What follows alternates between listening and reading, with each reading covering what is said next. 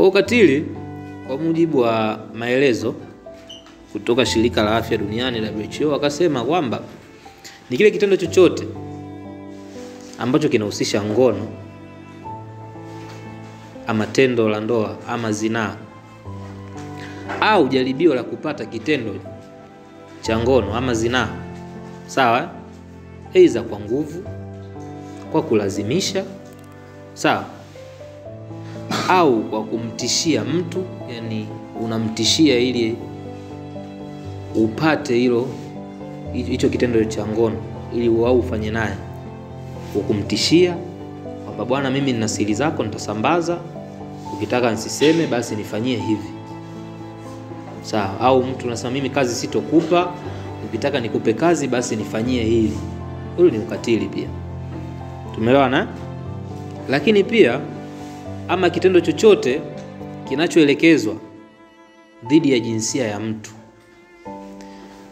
yani huyu ni mwanamke amekuja, ukimfanyia kitendo chochote ambacho kinamuelekeza yeye jinsia yake, lakini pia haujali uhusiano wenu, yani kati ya wewe na huyo mtu, ambacho kitamkatili kisaikolojia, kimwili, kwa kila kitu, hiyo inaitwa ukatili wa kijinsia. Kwa mfano, anasimama binti, labda anataka kufundisha hapa, aelekeze. Binti anapotaka kuelekeza hapa, labda wa mtoto wa kiume akatoka akamwambia labda, wewe si mwanamke, toka hapo mbele bwana, unaweza nini? Ile umemkatili kijinsia, kitendo ambacho umemuelekezea mtu kutokana na jinsia yake bila kugundua uhusiano wenu kati yake wewe na yeye. Sababu yule ni mwanamke na wewe ni mwanaume, basi ukamnyanyasa kwa jinsia yake, sawa. Kwa ni nani? Lakini wakasema ukatili wa kijinsia unajumuisha vitu vingi, kutokana na jarida la ambalo liko Philadelphia, Marekani, ambalo linapingana na masuala ya ukatili dhidi ya masuala ya kijinsia. Wakasema yenyewe hii inajumuisha vitu vifuatavyo ili wewe uitwe ukatili. Inawezekana kawa ubakaji au unyanyasaji wa kijinsia, lakini pia inawezekana ubakaji wa kujuana.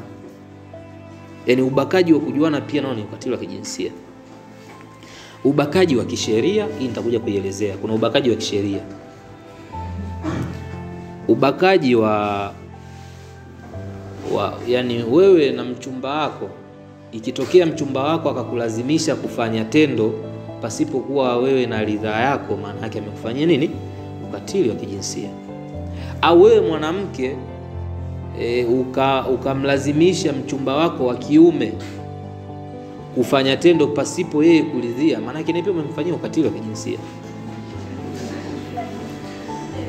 Lakini pia mgusano wowote ule ambao unaashiria tendo la ngono ama zinaa ambao wewe au kuhitaji. Lakini pia wakasema inajumuisha unyanyasaji wa kijinsia. Lakini pia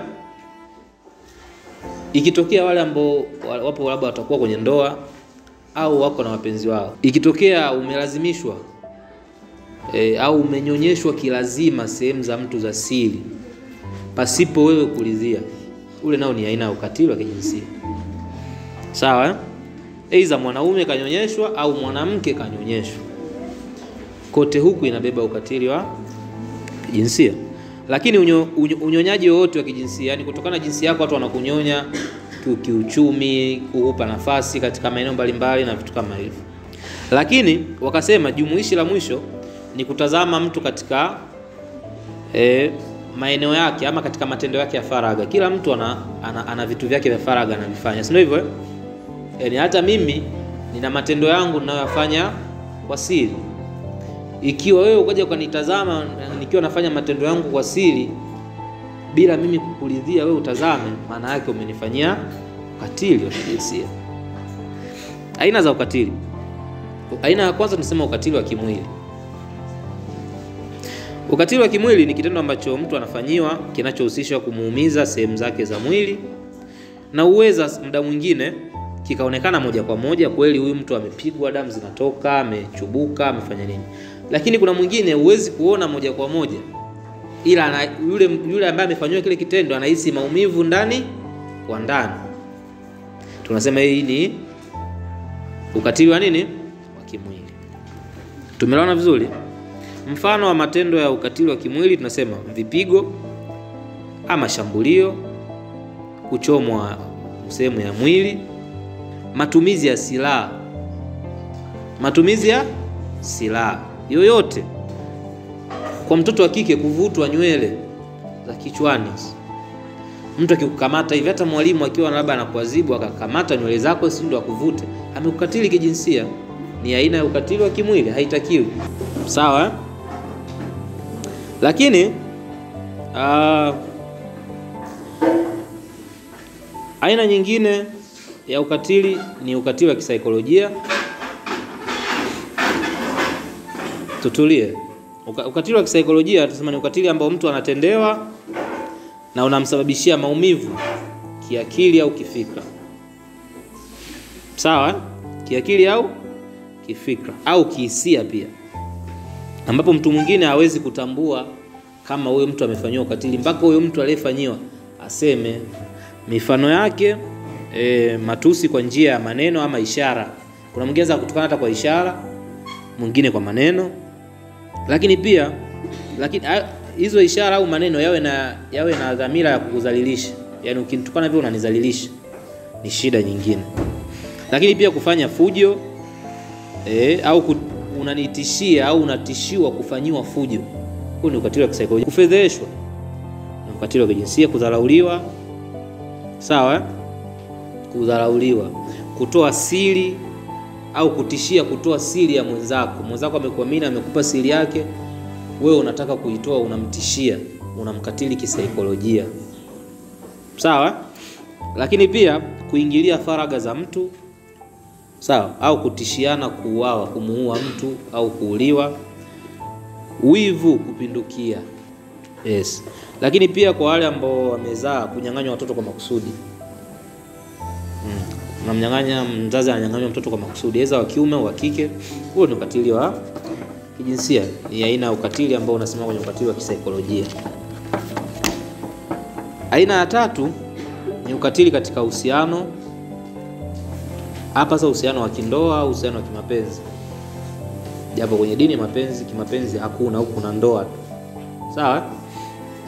Yes. Huu ni ukatili ambao unahusiana na masuala mazima ya zina. Ya zina maana yake ndio uhusiano wa kimapenzi, lakini masuala ya tendo la ndoa kwa wale walioolewa. Mfano ukatili wa kihusiano wa ndoa ama kimapenzi: unyanyasaji au bugza za kijinsia, ubakaji ndani ya ndoa, kulazimishwa. Ni wewe uko tayari lakini mwenzako yuko tayari, akikulazimisha ile sio ni aina ya ukatili. Lakini pia ulawiti, utekaji, usafirishaji wa wanaume kwa wanawake na watoto. Lakini pia mashambulio yoyote au kuingiziwa kitu chochote sehemu za siri ambacho hakitakiwi kiingie ukaingiziwa kwa lazima, ni ukatili wa kihusiano ambao inaweza kuwa ndoa kimapenzi. Inawezekana mwenzako amekurubuni au si nani amekurubuni au wewe si umefanya nini. Tumeelewana vizuri? Yes. Aina ya mwisho ya ukatili ni ukatili wa kiuchumi. Tunasema ni ukatili unaomnyima fursa za kiuchumi aidha mwanamke au mwanaume katika kujiongezea kipato kwa taifa lake na yeye mwenyewe binafsi. Mfano kunyang'anywa mali. Unanyang'anywa mali nyumbani, ulisi chochote wewe binti, unafanywa ukatili wa kiuchumi. Ubaguzi katika fursa za kiuchumi, kwa sababu mwanamke unaambiwa kazi hiyo huwezi kufanya, lakini kumbe unaweza ukafanya na ukatoa product ile ambayo angeweza kutoa mwanaume. Sawa? Lakini pia masuala ya umilikiji wa mali nishasema. Ubaguzi katika fursa za kujipatia mahitaji muhimu kama vile chakula, malazi na mavazi. Yes. Sababu za ukatili wa kijinsia ni zipi? Kwa haraka. Sababu ya kwanza, matumizi ya pombe ama madawa ya kulevya. Pombe au madawa ya kulevya. Lakini sababu ya pili ni sababu za utamaduni na mila potofu, mfano ukeketaji, ndoa za utotoni na vipigo. Sababu nyingine, kukithiri kwa mfumo dume. mfumo dume, yani toka zamani ilikuwa mtoto wa kiume kwenye familia ndo kila kitu, anatawala mali, anarithi mali, anasoma. Lakini sasa kidogo hiyo mifumo imepungua kwa sehemu nyingi sana katika nchi yetu. Pana. Lakini pia ubaguzi wa kijinsia ni sababu, pia umaskini pia ni sababu, pamoja na ushirikina, tafsiri ya maandiko au tafsiri potofu ya maandiko katika vitabu vya dini. Lakini sababu ya mwisho, ufahamu mdogo wa haki za kibinadamu. Wengi hatufahamu haki za kibinadamu. Athari za ukatili wa kijinsia ni zipi? Moja, kupotea kwa amani na upendo. Mtu akishafanya ukatili wa kijinsia, amani haiwezi kuwepo katika eneo hilo. Lakini mbili, watoto kutoroka nyumbani na kutengeneza watoto wa mtaani kwa kiasi kikubwa. Mtoto nyumbani anapigwa, anachomwa moto, afikia atarudi nyumbani tena? Lazima atakaa mtaani. Lakini pia kupoteza pato la familia kwa kutibu majeraha yanayotokana na masuala ya ukatili, kwa sababu leo mama kapasuliwa, mtoto kesho kaunguzwa moto, wiki nzima mnashinda hospitali. Sawa? Kwa ile pesa ambayo itakiwa mfanye maendeleo mnajikuta mnatibia wenzenu. Lakini pia kupoteza wazazi au watoto, aidha mmoja wazazi wakafariki au watoto wakafariki au wakatelekeza familia. Sawa? Kupoteza muda na mali katika kushughulikia masuala ya kiukatili. Migogoro na umaskini lazima iwepo. Yaani familia ikiwa na masuala ya ukatili, migogoro haiwezi kuishi.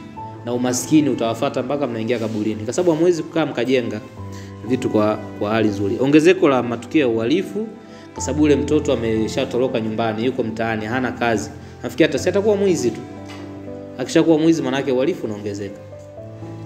Lakini pia maendeleo duni katika familia. Lakini athari ya mwisho, kupoteza rasilimali. Hizo rasilimali watu au fedha. Au rasilimali vitu pia. Mtavunja ma TV, mtapoteza. Si nini hivyo. Sawa? Lakini pia namna ya kutokomeza ukatili ni njia zifuatazo. Cha kwanza ni paza sauti yako au uzungumze pale tukio la ukatili linapotokea. Sawa? Lakini pia fahamu tatizo pamoja na dalili. Kabla kupaza sauti, ufahamu tatizo ni nini kwanza na dalili ya hilo tatizo.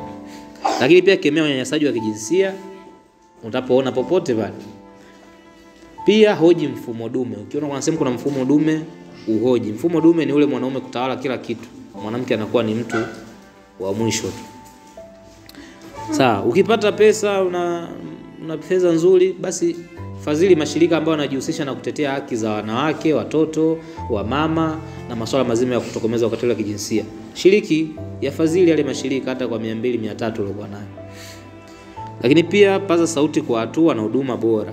Lakini pia ukipata fursa ya kusoma, unashauriwa kusaka takwimu kadri ya unavyoweza. Tafuta takwimu mbalimbali, data zinasemaje? Sasa hizi matukio ukatili yako kwa kiwango gani? Fuatilia. Lakini pia wanasema chechemua. Chechemua yani kama ongeza kasi, ongeza chumvi. Pale unapoona sheria zinataka kutengenezwa thabiti za kuzuia masuala ya ukatili wa kijinsia, basi na ongeza nguvu. Sawa? Lakini pia unga mkono uongozi wa wanawake, wa wanaume au watoto wa kiume na watoto wa kike. Lakini namna ya mwisho, shikamana na harakati nyingine za kuinua wanawake au watoto kiuchumi, kielimu, kiafya,